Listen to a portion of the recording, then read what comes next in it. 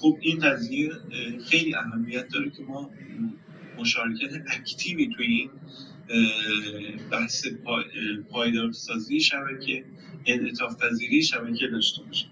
خب ولی خب نیاز هست یک سری قوانین یا رگولیتوری فریمورک و نوآوری هایی رو ما در تکنولوژی ها داشته باشیم که اینها کمک بکنن و شتاب بدن به این بحث اصطلاحاً بالغ سازی شبکه و نهایتاً ما به یک شرایطی دست پیدا بکنیم که بتونیم مشارکت فعالی رو در حوزه انعطاف پذیری تو شبکه‌های انرژی داشته باشیم. این خیلی به صورت خلاصه مواردی بود که میخواستم تو این جلسه با شما در میون بگذارم.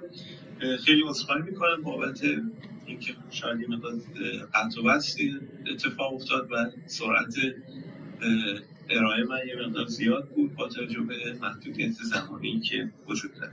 خیلی متشکرم.